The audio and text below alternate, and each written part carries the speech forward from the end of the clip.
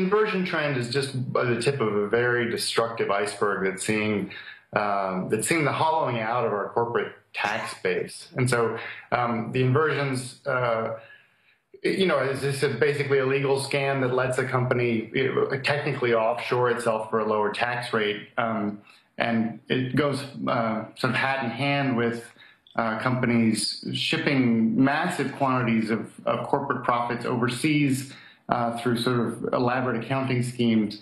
And while it's overseas, it sits there tax-free, accumulates tax-free, kind of like a 401k does. And so right now there's about $2 trillion in corporate profits that are stockpiled overseas, on which the U.S. government is technically owed something like $500 billion.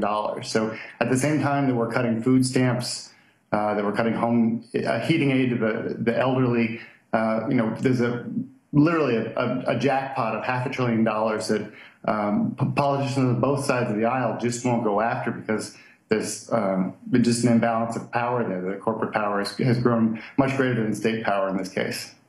And Tim Dickinson, one thing that many of these companies that are parking their profits overseas keep quietly lobbying for is amnesty, right? They want a tax amnesty where the government would lower their taxes temporarily so they could bring this money back. Could you talk about that and who in Congress champions that?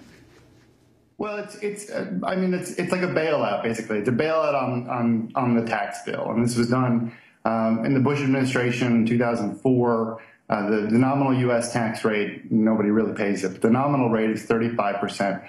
In the Bush era, corporations were allowed to bring their money home at a rate of 5.25%, 5.25%. So basically 30 points shaved off of the tax rate. And so politicians of both parties really kind of are attracted to this idea. There are a few folks who have raised enough of a stink about it that it hasn't happened. But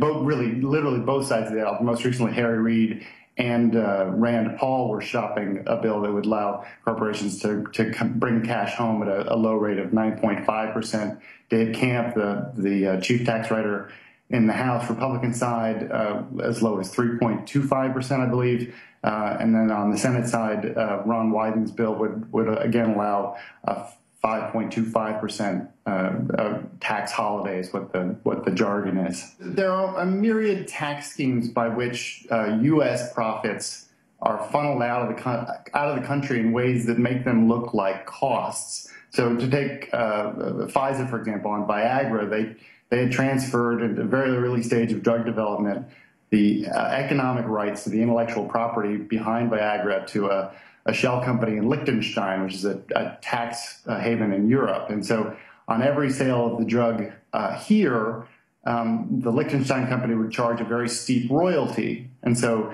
the American company would appear to not only not make any profit on those sales, but actually be creating a business loss here in America because they had to pay this business expense to its own subsidiary.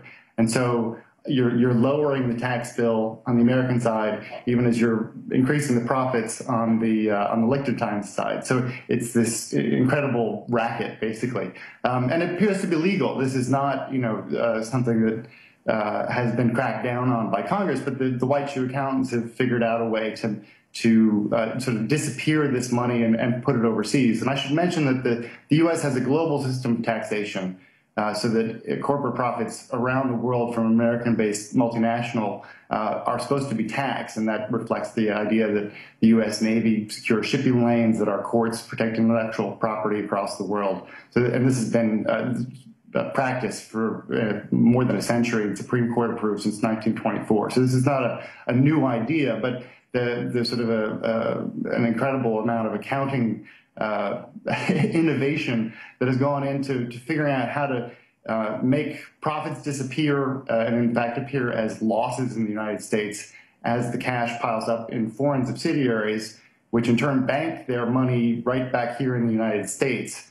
And then when the CEOs need to use that money here in the United States, there's something called synthetic cash repatriation, where they're able to use the same sort of accounting tricks either through short-term revolving loans or through bond offerings here in the United States as Apple has done.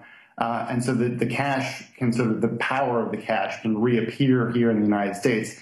And the only one cut out of the loop is Uncle Sam, who's supposed to get, 35% the moment the money returns to the country.